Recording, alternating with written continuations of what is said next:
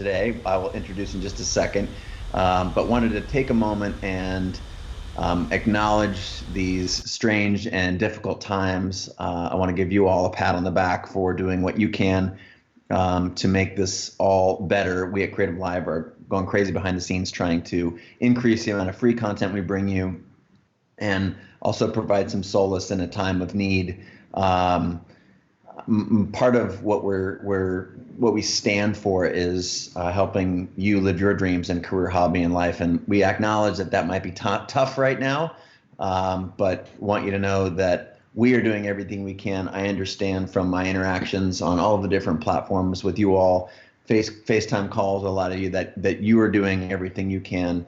And just a reminder that's all we got. So we're all in this together. Unlike any other time in human history, we're all going through, or I guess modern human history, we're all going through this together, which our hope is that we can uniquely come together to not only beat the virus, but connect in new and novel ways to the benefit of everyone. So that's part of what today's broadcast is about. Again, live from my own kitchen table. My guest is someone that I have had on the show in a very unique way back in 2014 at South by Southwest. We collaborated with Uber, and I brought some of the best guests from South by Southwest live from a car driving around Austin. And the last time I spoke with this person on the show was, in fact, at that time. And my guest is a world-renowned expert on change, word of mouth, influence, consumer behavior, and how ideas and behaviors catch on. So his work is always welcomed and very well received on the global stage. It's especially relevant right now. He's published 50 articles. He teaches at the Wharton School of Business and their highest rated online course. You've probably seen his work in the New York Times, the Harvard Business Review. I've seen him at keynotes all over the world. And my guest is Mr. Jonah Berger. And I'm so excited to have him here on the show. We're going to talk, amongst other things, about his new book called The Catalyst, How to Change Anyone's Mind. It came out just 2 weeks ago, so we're happy to bring you essentially on his book tour here to all the CreativeLive services. Jonah, welcome back to the show. Thanks so much for having me. It seems like we meet at the most unusual of times. It's so true. And I know that, I referenced our last conversation at Uber Live at South by Southwest a few years ago now, count it 6 years ago. So it's great to have you back on the show. I know you've been very busy in those 6 years. You've pushed out a handful of new books, among them Contagious, Invisible Influence, and now the most recent one, The Catalyst. So A, congratulations. Well, thank you. And B, for the people who don't know are new to your work or want to know a little bit about what you've been up to, if they are familiar but haven't been paying attention now that you've got a new book out, what's the a little bit of backstory on your personal area of interest and study, and just give us a little bit to acquaint people who may be new to your work. Yeah, sure. So as you nicely mentioned, in my day job, I'm a marketing professor at the Wharton School, the University of Pennsylvania. I've taught there now for 13 years. At the moment, I teach the marketing course, so sort of the introduction to marketing, the basic kind of 5 C's, STP, 4 C's of marketing that you either may love or hate, depending on your marketing preferences. But in addition to doing that, I also do a lot of research on word of mouth, social influence, how to change minds and drive action. Since Contagious came out a few years ago, I've had the opportunity to work with a lot of companies and organizations, everything from the Googles and Apples and Nikes of the world to a lot of small startups. And so really now I spend about half my time doing academic research, and the other time speaking and consulting, really about kind of how do we change minds, how do we drive action, and how do we get stuff, whether that stuff is an idea, whether it's a product, whether it's a service, how do we get our stuff to catch on? Amazing. Thanks for that backstory.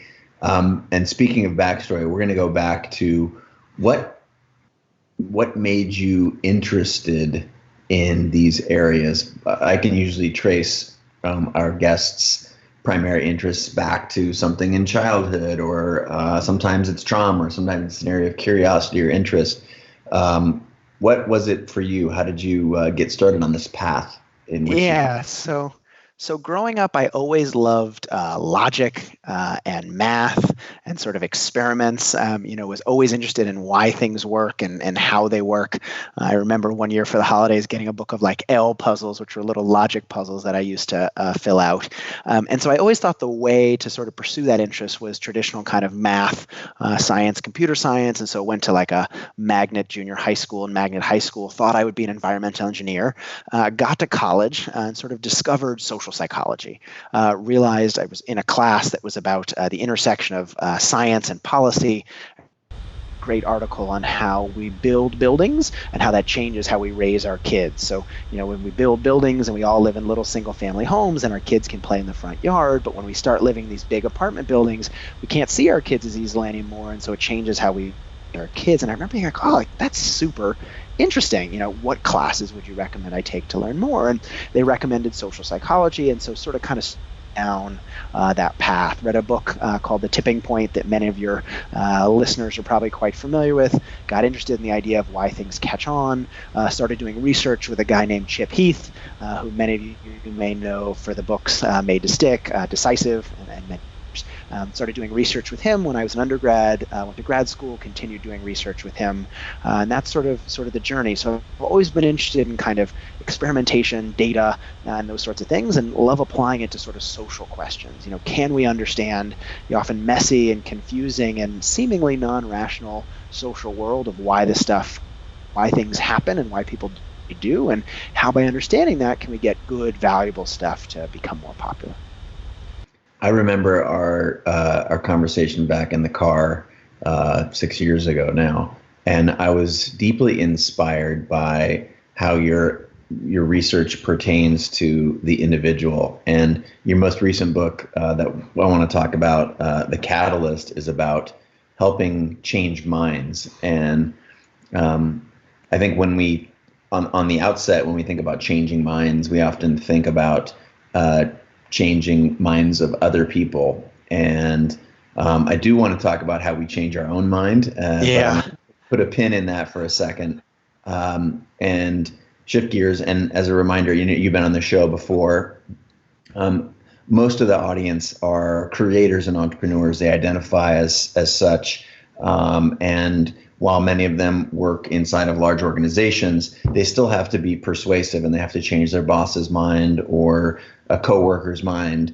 And I want to acknowledge that cross-section of our audience. But we also have a large cohort of freelancers and people who are entrepreneurs or solopreneurs in their own right.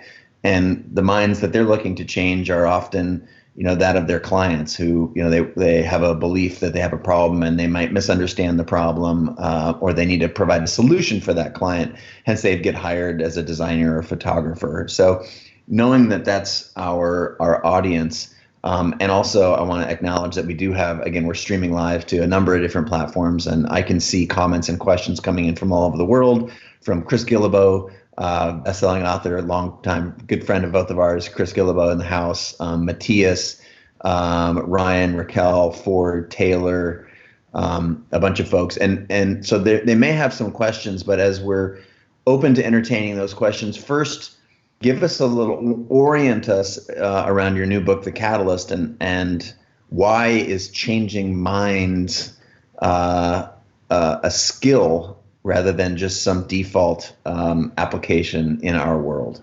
Yeah.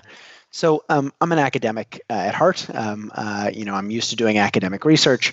My first book, Contagious, comes out, and I sort of get a chance to work with a lot of organizations. I've learned a lot about different industries. I've really enjoyed that process. But what I realized along the way is that most of those companies, most of those individuals I work with had something in common, which is they all had something that they want to change, right? So employees change their boss's mind, and leaders want to change organizations. Marketers want to change behavior, and salespeople want to change the client or customer. Nonprofits want to change the world, startups want to change industries. As you mentioned, many of folks that sort of are in the creative industry, we hope that if our stuff is just good enough, it'll be successful. But often, to get that stuff to succeed, we have to change someone's mind. Whether it's a client, whether it's a gallery, we got to change someone's mind. And so the question, though, is how do we do that? Because as many of your listeners and audience know, we often push, we try to persuade, we pressure, we cajole, and it often doesn't work. And so I started wondering, well, could there be a better way? And at the core, this book is all about. So I started kind of a journey where I started interviewing amazing salespeople and leaders, for-profits and nonprofits. I talked to some folks you might not usually think of as changing minds. So everything from kind of crisis counselors and hostage negotiators to a rabbi who got someone to renounce the KKK. And I started looking across all the disparate situations to say, well, could there be a different approach to change? And what I realize is we're kind of doing it wrong, right? When we think about change, we often say, well, how can I get someone to do what I want them to do? But we often don't think about it a slightly different way, which is, why hasn't that person changed already, right? What's stopping them? What are the barriers or the obstacles that are getting in their way?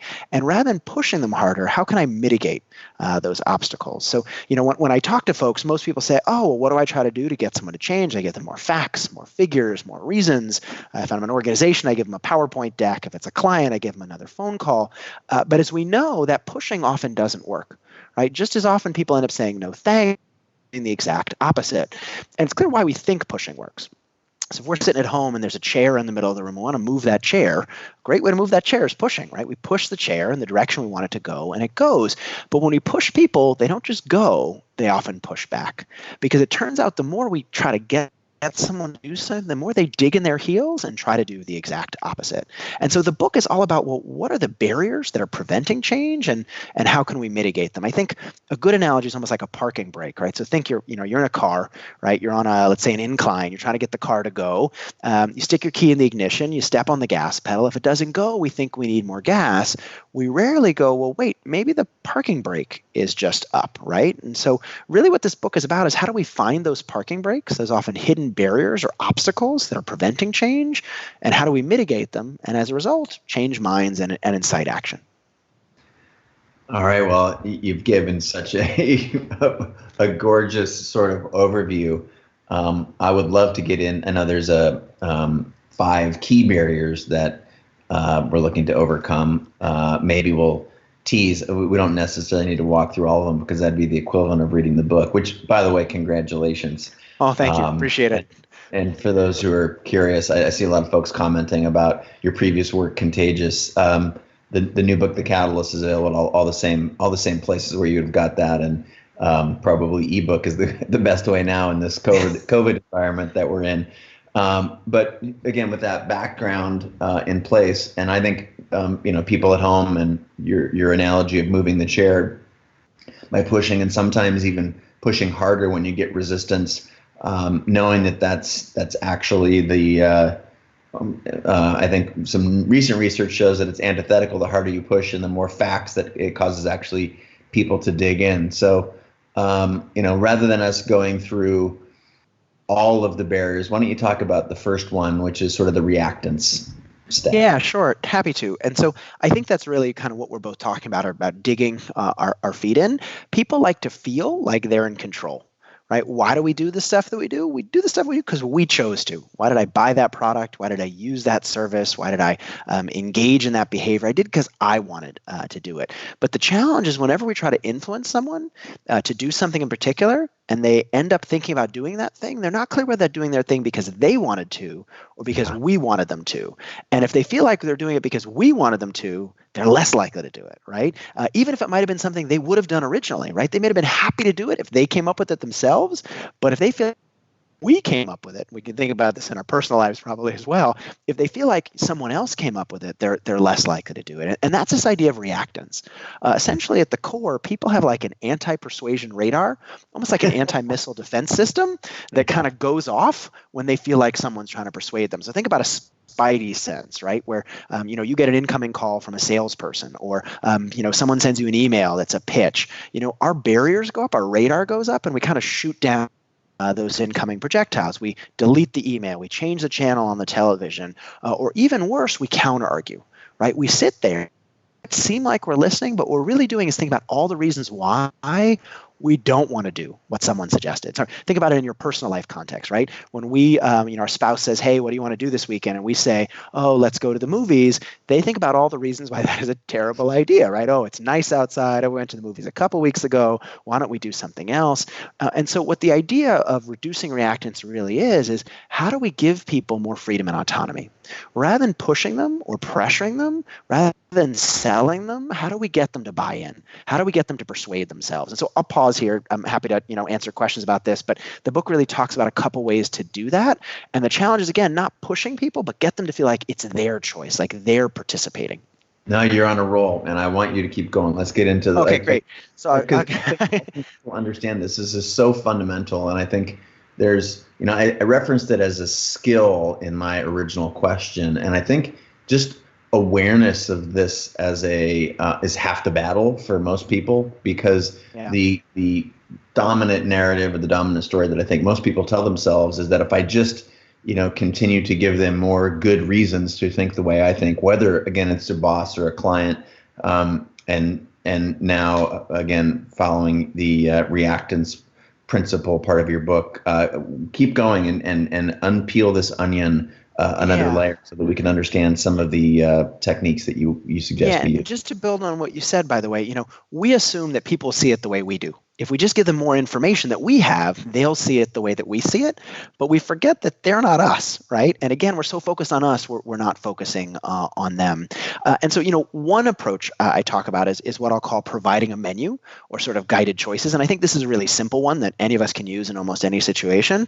So, imagine we're a consultant, where we're presenting to a client, or even imagine, again, we're talking to our spouse about what to do this weekend. When we give people one option, they think about all the reasons why that's a bad idea. Right. So imagine that, I have a new project and someone's, potentially hiring me, and they're looking at a couple different people, and I come and I present a solution.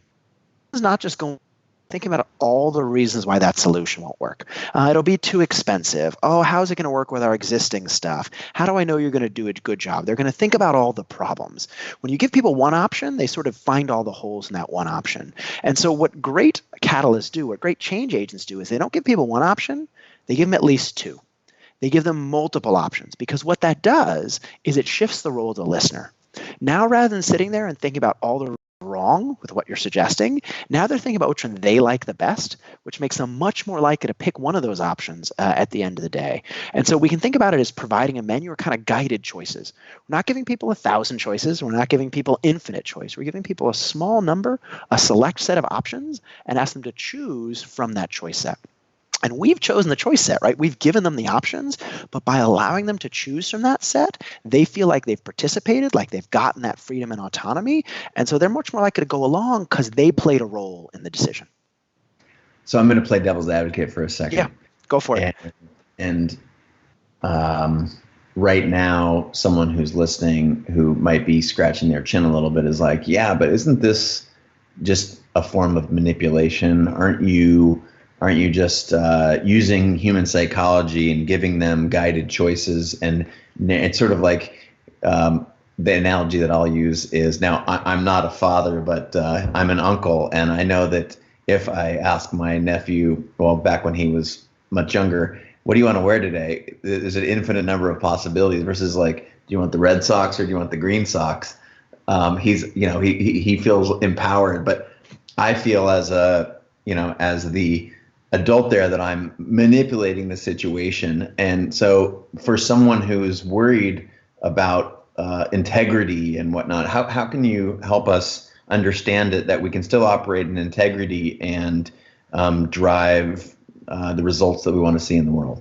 Yeah, so this is a great question. There was a two-part question I heard. So I'll answer the first part and then the second part. The first part is sort of about integrity or manipulation, and the second part is how many choices to give people.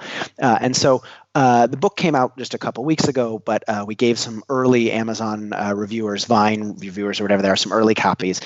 Early reviews come in, many of them are positive, but there's really one strongly negative review. So I was like, uh-oh, what is this person saying? And this person is saying these tools are really useful, but they'll be used by the wrong people. They'll be used by salesmen and manipulators and phonies to get people to do bad stuff. And I was sitting there going, well, if your concern is that these tools are so useful that the wrong people will use them, I actually feel like I've done an okay job, right? Like I'll take that 3-star or 2-star review because the biggest concern you have is that the tools will fall into the wrong hands. I didn't invent these tools. I didn't create the idea that we like choices. And the challenge with tools is, any tool can be used for bad or good. Think about a hammer, right? We can think about a lot of good, useful things we can do with a hammer. We can also think a lot about bad things we can do with a hammer. But that doesn't mean we shouldn't better understand what hammers are and how to use them. And so I certainly agree that I hope the right people use these tools. And when I take on consulting clients or give talks, I think a lot about who I'm giving the tools to and try to give them to audiences that I care about and find valuable. But it's not like some of these ideas aren't out there ready in disparate places. And so I don't mean I hope the right people use these tools, but my hope is that we use them for good, not for bad. And the second thing I would say is actually I talk a bit in the book, similar to your example with kids. People use this all the time with kids. I have a 2-year-old at the moment, and whether it's, choose which color of socks, or do you want to take off your shirt or your pants first? But it's not just kids. All of us like having choice. Right? All of us like feeling freedom and autonomy and having a role, but notice what we're not doing, right? What neither you nor I were doing in that example, saying, which of the 45 items in your closet do you want to wear, right? Which of the 100 things in our fridge do you want to eat for dinner? No, we say, which do you want first, your broccoli or your chicken? Which do you want to put on first, your shirt or your pants? We're choosing the choice set, but by doing that, it encourages other people to feel like they got some freedom and autonomy. And notice this happens to us all the time. Right? When you walk into a restaurant, you walk into an Italian restaurant, you don't get upset that they don't offer sushi, right? You say, well, it's an Italian restaurant. This is what an Italian restaurant offers. People always give us choices. It's just thinking about how to give people the right choices to encourage better decision-making and encourage people down the right path. So let me play it back to you. What I heard is we're doing this already, and you're trying to help us shape the way we think about it so that we can use the tool in a better way, in a more refined way. Yeah, I often think the best authors, when they write the best books, are not uncovering things no one ever thought of before, though sometimes academics do, and that's great when it happens. Sometimes what we're doing is we're helping us better understand ourselves and codify some things that we might have seen it work in one situation, but not understand why it worked and not understand how we can apply it to a broader set of situations. So many people may go, oh, when I give my kids a choice, it works better. Dinner time and bedtime is less difficult, but we don't realize that's actually a broad principle of human motivation that we can apply beyond our kids, beyond dinner time, and to a variety of situations. I love it. Well, your art is very handy, and a lot of the ways that I like to dig another layer deeper when I'm talking to people, whether they're entrepreneurs or academics or scientists, is learn a little bit about your process. So clearly, you've done a bunch of research with all your books. Again, very, very familiar, most deeply probably with Contagious. And I remember having a conversation with you about it. But what was your research method here, and how did you uncover these things and ground them in the social psychology that you're sharing with us here today? Yeah, this book was actually a little bit different for me than some of my other books. Contagious. I had never worked with companies really before. I'd worked with very few companies. I really wrote that book from my own personal academic research. It was all about kind of research that I had done or others around me had done, and stories that had come out in my class when I was teaching that material and things along those lines. This book was a little bit different. This book came out kind of challenges that came up working with companies and organizations and individuals where tools I would usually use weren't working or approaches weren't working. And so trying to figure out, could there be a better way or a different way? Some of it was looking to the literature, some of it was academic literature, other folks' research. Some was digging into my own research and some more recent papers that I and others had done. And some was just really talking to a wide swath of individuals that think about change differently. Yes, salesmen think a lot about change. That makes sense to us. But I think we don't think about hostage negotiators as changing minds. We don't think about substance abuse counselors as changing minds. And so reaching out to some individuals who think about change in a very different set of situations even folks that have written parenting books. I talk to folks who've written parenting books to understand some of the tips and tricks they suggest when working with kids, and really using that to put together a set of principles. So as you mentioned, there are kind of 5 barriers that I talk about in the book. That first one is reactance, but then there's also endowment, distance, uncertainty, and corroborating evidence.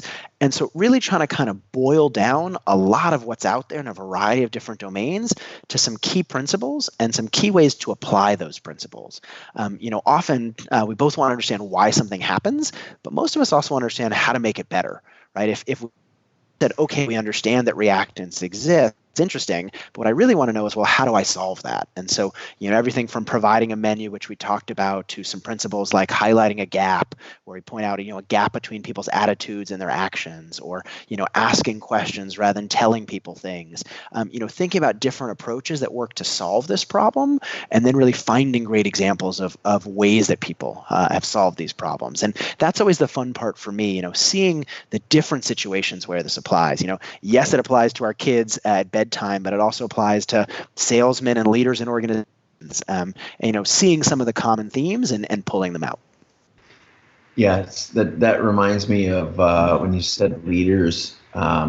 We're in a time that's unprecedented here in a modern culture, where we have historically, in most cultures, been able to move freely.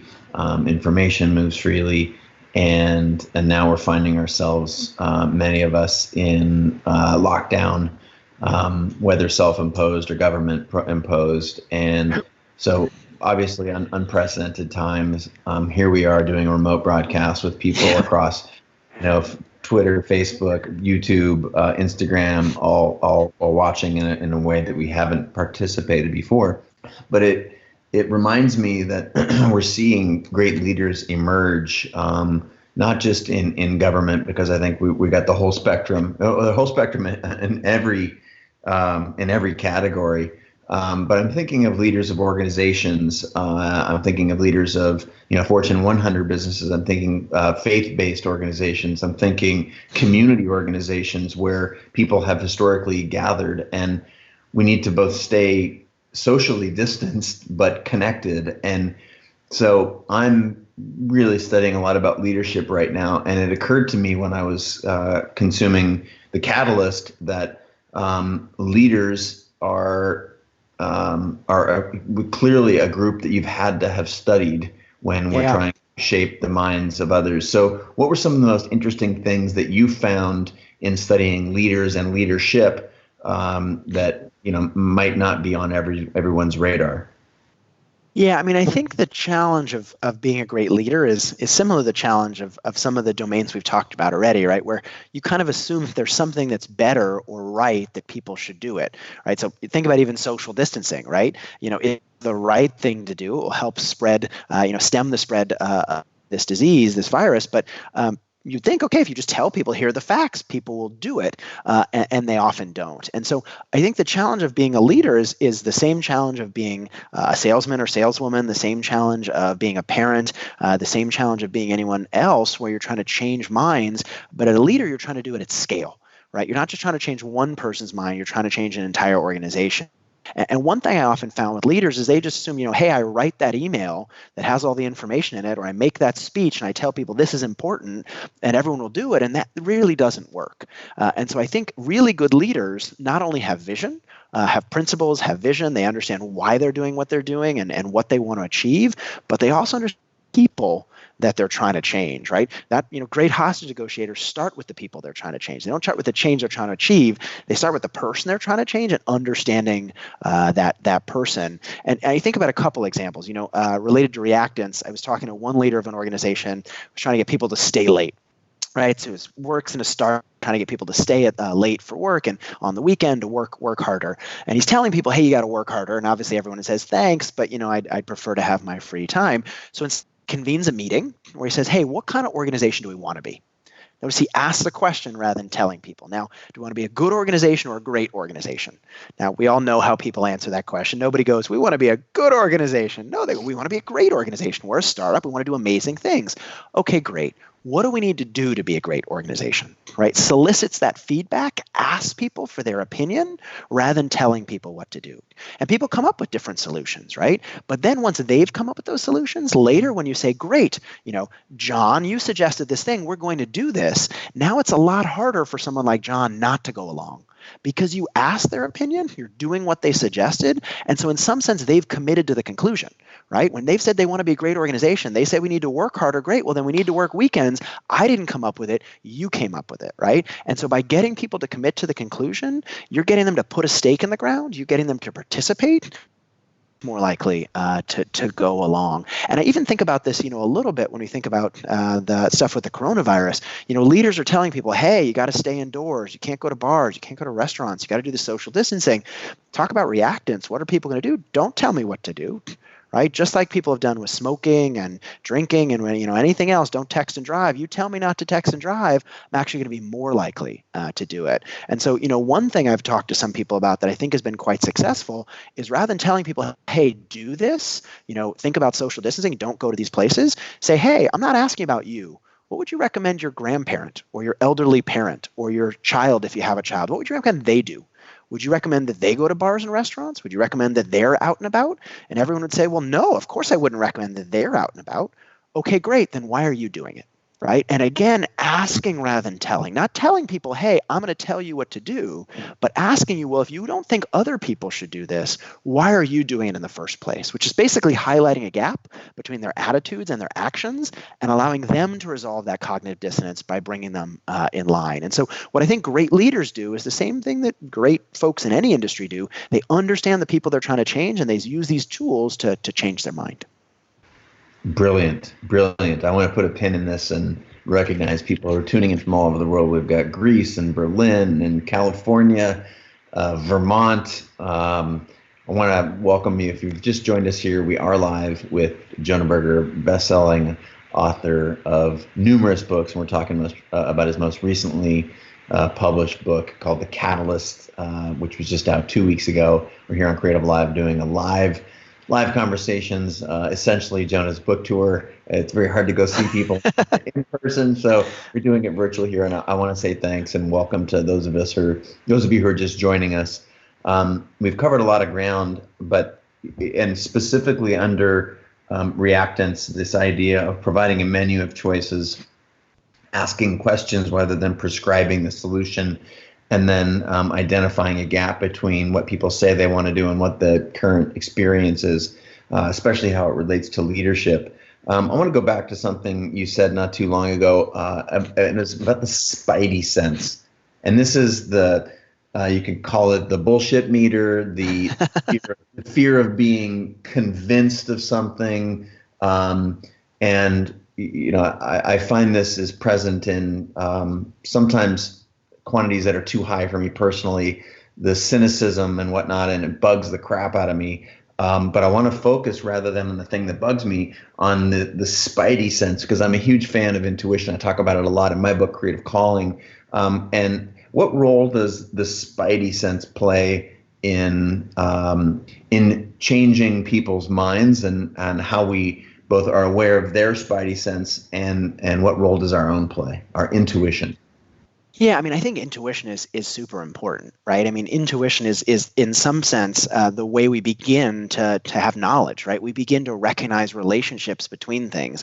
I think the challenge, though, is when we end with intuition, right? I'm a big fan of starting with intuition. Anytime I work on a project with a client, I always start by building that intuition, by talking to real customers and real consumers and understanding what the situation is like and using my intuition. But then it's really important to test that intuition, right? To build experiments or build situations that allow you to see whether that intuition is right, because the challenge is everyone thinks their intuition is right, whether it's actually right or not, right? We mentioned sort of distance as another one of the key barriers, and one of the challenges is people are very far away from you, right? They may not see things the same way that you see them.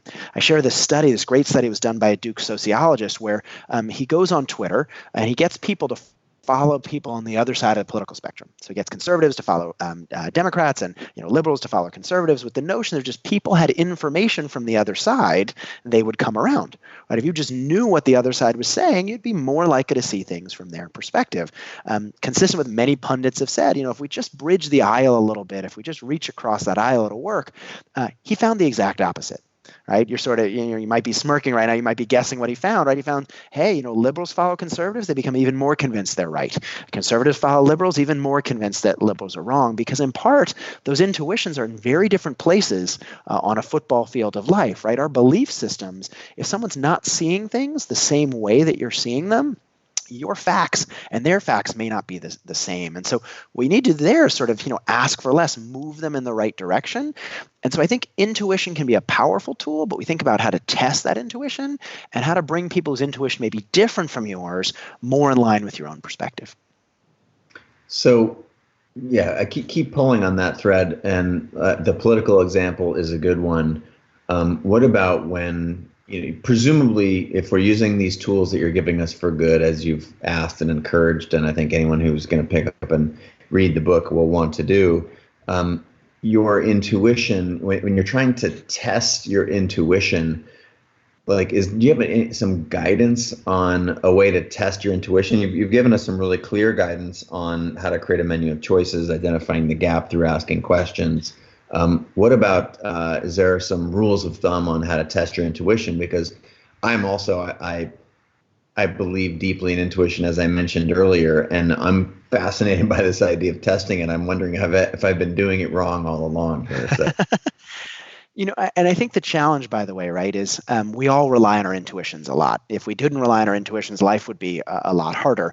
The challenge, though, is we also all think our intuitions are right, even when we disagree. And so our intuitions might be right, but they might not always be right. And so to begin to test them, I think what's important is to collect some data, but to think about the right data to collect. Anytime we think there's a relationship between two things, anytime we think one thing is causing something else, if we start by assuming that's right, it's going to bias the type of data we collect.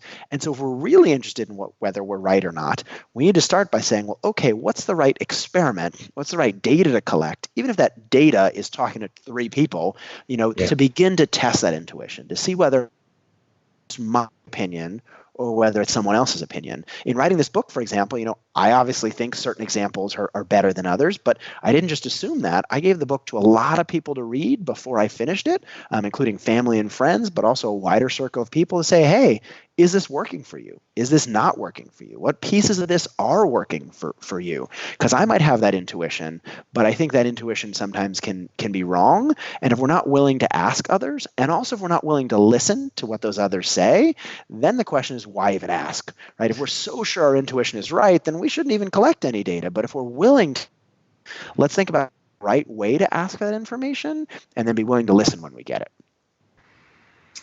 Wow. Well, you mentioned things like distance, other principles, and one of them you mentioned, I think it's 5, maybe uncertainty. Yeah. Can you give us a little color on that? Sure. I think one of the challenges of change is that new things are often uncertain. If we're buying a new product, we're not sure it's going to work better than. If we're using a service, we're not sure that service is going to work better than the one we're using already. And anytime people are uncertain, they tend to want to stick with the status quo. They tend to want to stick with what they're doing already. Because anytime we're not sure, why take the risk to do something new? Right? Anytime we're changing, asking people to change, their switching costs. New cost money, services require time and effort. Even just people to hire or work with. Think about hiring employees, right? It's always easier to work with the people you've worked with in the past or the programs you've done in the past rather than to hire or work with new folks. And so in some sense, what uncertainty does is it causes us to hit that pause button. Rather than do anything new, rather than take that risky step, we do nothing at all. right? Which feels a lot safer, but it's hard to move things forward if we're not doing new things. And so one thing great catalysts or great change agents do is they figure out, how do I reduce that uncertainty? How do I make people feel more confident in what they're doing? And so there's a bunch of ways to do that, right? Many of your listeners are probably familiar with the idea of freemium. We see this all the time with, Dropbox or, LinkedIn or various services. They often have a free version and a premium version, right? Yeah, many companies have. Even CreativeLive, we give away billions of minutes, and yet there's an underlying Great. subscription in individual classes. So we're experiencing it right this minute. Yeah, or even I do that myself, right? You go to my website, there are free resources. You don't have to pay any money to download those resources for the Catalyst. And as a creator, right, I myself created that content, right? I might say, well, hold on, I'm giving it away for free. How can I make money giving it away for free? Anyone who's ever had like a lemonade stand from when you're 8 or 10 years old, you can't make money giving away something for free. At the same time, though, think about the uncertainty that the potential buyer or user has. Sure, you say your content is great. Sure, you, Jonah Berger, say the Catalyst is a great book, but how do I know it's a great book, right? You would say your stuff is great. You'd never say it's terrible. How do I know? And what freemium does is it lowers that barrier to trial. It gives people, in some sense, a lower risk test of what you're offering, because you might say it's great, but no one's going to be more convincing than themselves, right? If I go box and I've spent 2 gigabytes of storage using that, well, then I'm going to be willing to pay more to get the premium version because I've convinced myself it's valuable, right? If I'm using CreativeLive and I'm getting some of the free stuff, eventually I'm going to have to say, well, I should throw a couple bucks his way, right? I found the free stuff valuable. I've convinced myself it's useful. I'm going back there week after week, month after month. Maybe I should pay some money to get the premium stuff. But notice that principle is even broader. Right? Think about a test drive in a car. It's not a freemium version, a free version of a car, and a premium version. There's no 2 versions of the car, but a test drive conceptually does the same thing. It says, hey, consumer, you're not sure you might like this car. Well, rather than having to plunk $30,000 or $40,000 before you see if you'd like it, we'll give you a test drive to give you a sense of whether you're going to like it or not. And if you like it, you'll be willing to pay the money. Think about free shipping. Same idea. It's not a free version, a premium version, but it gives people the chance to experience the item without having to pay the upfront cost. Renting does the same thing rather than buying. And so what all those ideas do is they lower the barrier to trial. Right? Anytime we're trying to convince someone of something, let's stop trying to convince them ourselves, get them to convince themselves. But to do that, how can we give them a baby version of what we're offering, a way to experience what we're offering, and let them decide themselves, right? These things don't work if the product's not good. If the service is good, if it's good, they'll like it and they'll convince themselves. Yeah, this is a big topic in the freelance world and the creator and entrepreneurial world about working for free, for example. Yeah. And we could have an entire show. We could have a lifetime of shows around the idea of working for free. I want to get your thoughts on that for a second. I'll give you a chance to consider your point of view, and I'll share one for you to either, align with or contrast. My point of view is that working for free is a great place if you're getting value and if you're creating it at the same time. So if someone's, if you go to a project and someone says, well, or you say it's going to be $1,000 and they say, I don't have any money. And then you decide to do it for free just because you're sort of approaching this point of view with the wrong end in mind, versus going out into the market or looking for an individual who you can work for free for, so that you can develop things like relationships, things like a portfolio, and things like experience. And there's a host of other ways of thinking about it, but this idea for creators, and when, again, referencing the Catalyst, when this idea of reducing uncertainty for people, giving them a freemium model, letting them test drive the car. Any advice you have based on your research for how creators or entrepreneurs should think about giving their work away for free? Yeah, so I love the way you talked about it as thinking about, I shouldn't give things away for free. I should get something in return. Return doesn't have to be money.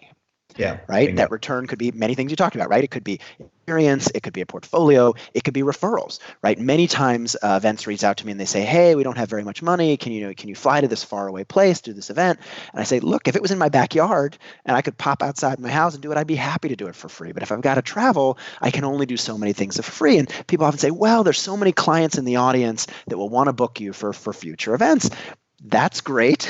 But at a certain point, you have to be getting something in return, even if that thing isn't money. And so, myself, I've been very lucky to intern with various companies and organizations or work with people that have taught me many things. I did that work for no pay, but I learned a lot in exchange. And so I love the way that you talked about it. And I also think there are different situations you could find yourself in where a challenge might come up, right? I don't have any money to pay you is slightly different than I'm not sure if you're going to be a good fit, right? How do I know that I'm going to like your work? Well, then you could come up with something that says, hey, look, I'm willing to do this little bit for free. And if you like it, then I'm willing to do the more for pay. But let's agree ahead of time to a contract of I'm going to do this thing for free. And if it's good enough, you'll be willing to do the rest for pay. And that's what freemium in some sense or lowering the barrier to trial does. It says, hey, I'm going to give you an appetizer, right? Yeah. Think about when you walk down aisle 3 of the grocery store and they give you a sample of smoked sausage. Notice what they're doing. They're giving you enough to try the smoked sausage, but they're not giving you the whole smoked sausage because then you're not hungry anymore. Right? They're giving you a little bit of smoked sausage. So if you like it, you'll come back for the rest. And so if the issue is I don't have money, then I love the idea of trading it for experience, trading it for referrals, trading it for a portfolio. If the person does have money, but they're just uncertain about whether you're going to do a good job or be a good fit, we'll say, great, let's get rid of the risk, but let's agree that if this little bit goes well, we'll do more. Let's do a money back guarantee where, I think, XYZ is going to lead to more sales for you. Let's find out a way to measure that. And as long as it works, then I'm going to get compensated on the back end.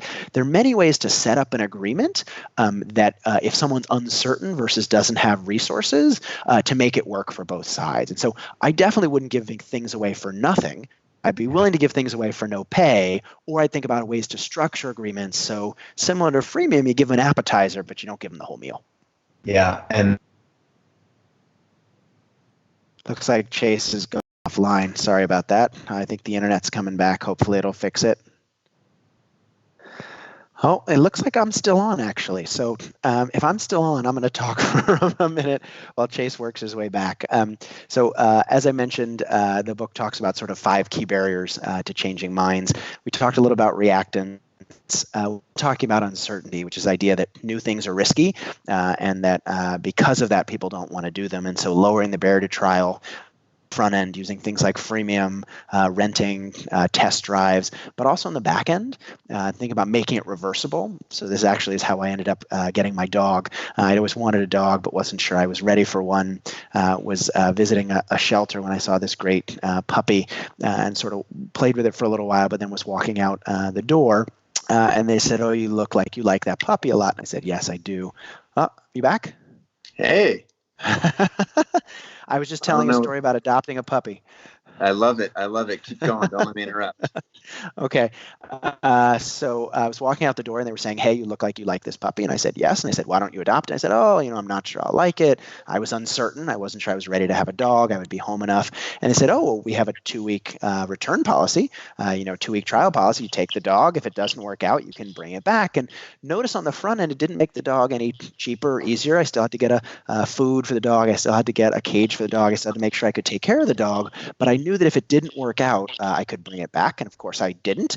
Now Zoe has been a wonderful dog for 8 years in our home, but I wouldn't have gotten her if they hadn't lowered that uncertainty, right? If they hadn't figured out a way to make me feel more comfortable that if it didn't work out, on the back end it could work. And so both on the front end, lowering the barrier to trial, but also on the back end, making people feel like it's reversible, and worst case, they can turn it around, makes people more likely to do things in the first place. Love it. Love it. And I think this stuff is so important, specifically for those listening in our audience, the creators and entrepreneurs, lowering the barrier of entry to experiencing your work.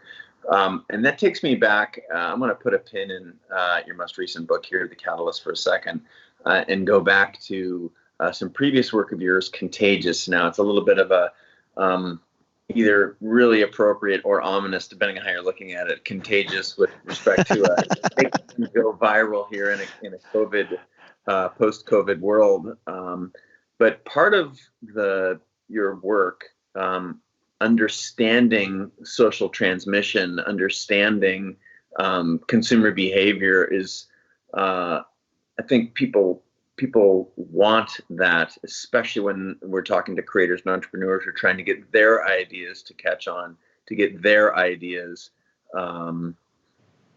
What advice would you give for folks trying to break through in a very, very noisy world, in line with your previous work, in Contagious? Yeah, I mean, I think I'd say a couple things. So first of all, it's become tougher and tougher to break through. I think the good news is that content has been democratized in some ways, rather than there being, 2 or 3 or 5 major.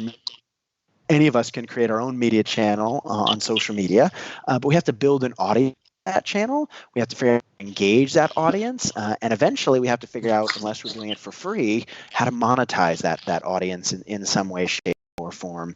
And so I think the folks that have done it really well understand both why engaging in these platforms in the first place, but also use content and other things, like we're talking about, the idea of lowering the barrier to trial, to give people a chance to experience something. If I'm an artist, well, what am I selling at the end of the day, and how can I provide access to it? There was a great music artist named Nipsey Hussle who read Contagious and sort of applied the ideas. You're back? Yeah, no problem. You said Nipsey Hussle. Yes, yeah, and a great guy, and unfortunately is no longer with us. But before he passed, he had applied one of the ideas from Contagious, I thought, really cleverly. He realized, as a music artist, what are you selling? Yes, you're selling an album, but you're also selling belonging.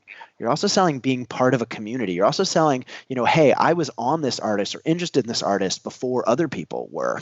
And so what he did is, similar to, I start Contagious with the story of a $100 cheesesteak, a sort of steak restaurant that, to gain attention, steak for $100, it's a super high-end cheesesteak. He comes out with a $100 mixtape, where what he does is he says, look, part of the reason why you're buying this mixtape is to get access to music, but part of it is also to show that you were there first. And so he makes it limited edition. He signs each one. He sells them for $100 each. He only makes 1,000 of them, makes $100,000 in a day selling these, gives people access to a concert, and gives people free limited edition content, right? And what he realizes, well, what are really the consumers buying? They're not just buying the music itself, they're buying something else.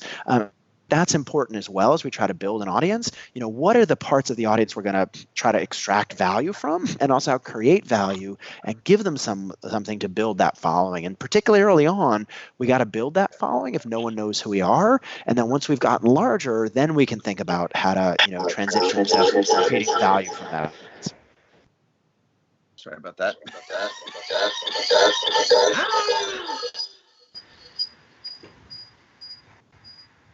Whoa. Sorry about that. Keep going, Jonah. No problem. I think we're on the twilight zone of Twilight. Oh, that was amazing. COVID experiments part 2 million. Yeah. I love, by the way, I have to ask, the background you're in front of is amazing. Is that your wallpaper or something? That's been like, definite sideshow, but this was a custom wallpaper that an artist did that my wife fell in love with. So she gets credited. Look, yeah, they're hand drawn and then blown up and replicated at 110-inch pattern. So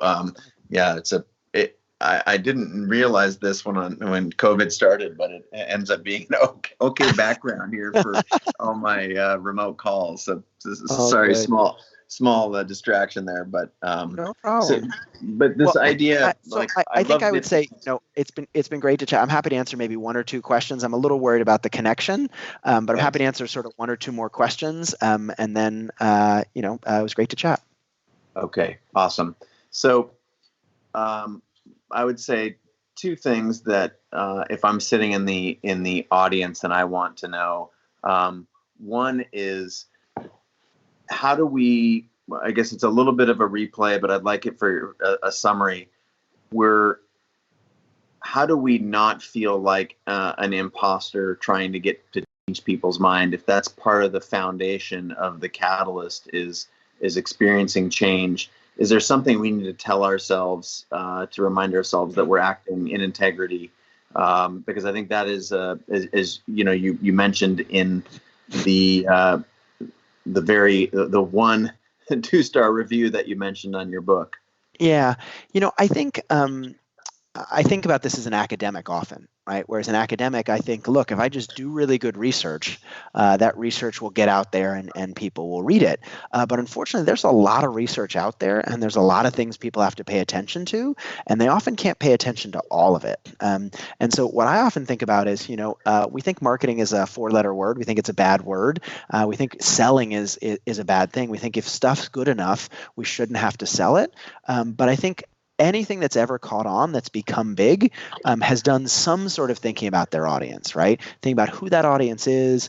Even with books, they talk about this a lot. They say, hey, what is the audience for this book? What are the set of people you're hoping to reach? If you're a creator, who are the set of people you think will buy your ideas or buy into what you're offering? And so starting with that sense of your audience and think about how to meet the needs of that audience, I don't see that as negative in one way or another. I think that's really thinking about others and using understanding how change works to get those others on board. There's a lot of great stuff out there. Think about fake news and think about false information. False information doesn't succeed because it's valuable. It succeeds because it takes advantage of our biases. And so if we're doing great stuff, if we're creating great stuff, we have to help it get out there. We have to understand how people work so we don't get beat out by some other stuff that's not as useful. My second question and last question is in line with your point.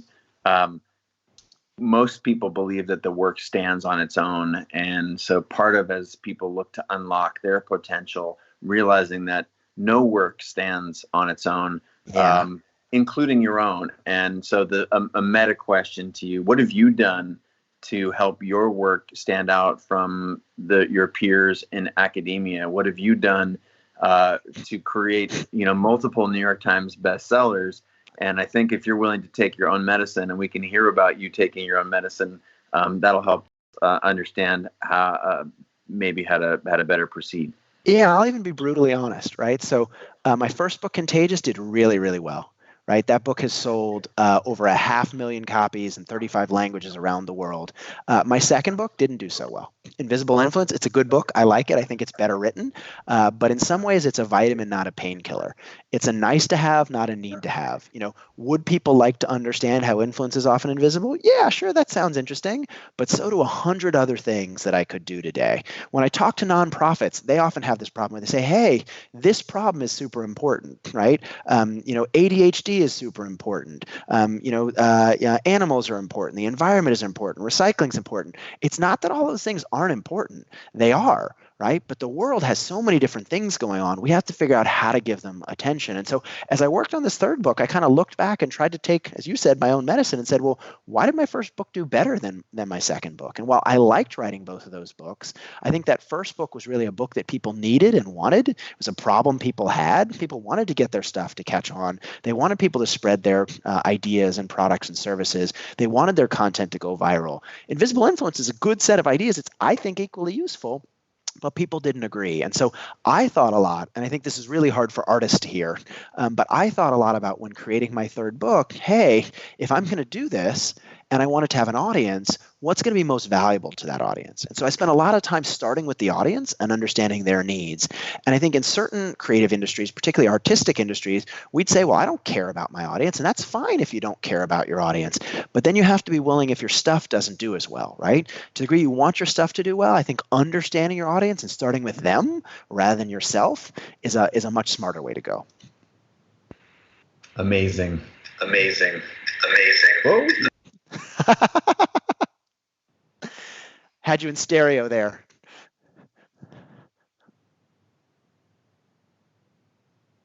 Uh-oh. When I say amazing, I want everyone to hear it like 50 times. So yes. That's the way that I do that. That was my little remix right there. It made it sound even more amazing. Exactly. That is our remote, the way I like to say amazing. Dr. Jonah Berger, thank you so much for joining us here from my kitchen counter to yours. I want to say thanks so much for your time. I want to say, again, congratulations. And for those who've been tuning in from all over the world, we're having, again, people from Germany, from Budapest. We've got, I mentioned earlier, Vermont, Brazil, from a global community. I wanted to say thank you so much from the CreativeLive community in particular. Thanks for sharing what it is that you've done. Your latest book, The Catalyst. I wish you a ton of success. And for those who are interested in picking up his latest book, it's all available for Amazon, of course, in this world of instant delivery, and where lockdown, probably ebook would be an immediate solution. You can check it out and be reading that tonight. Also, of course, we talked about Contagious, your first book that you just shared. Netherlands is making sure that we know that they're on listening as well. So truly a global audience.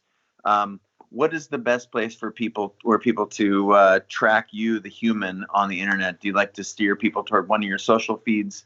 What's best for you?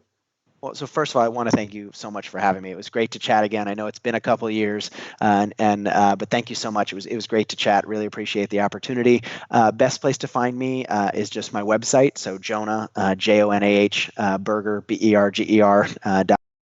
I'm also at J1Berger on Twitter, and you can find The Catalyst wherever books are sold. Amazing. Wherever you are in the world, let's give a shout out to Dr. Jonah Berger. Round of applause for you stepping in from your living room to ours. I want to say stay well, stay safe across this crazy changing time that we're all a part of right now. And good sir, I bid you a good day and continued success with your work in the book. It's always a pleasure to have you on the show here for the second time now, 5 years later. Thanks for coming back. Thanks so much, Chase. Really appreciate it.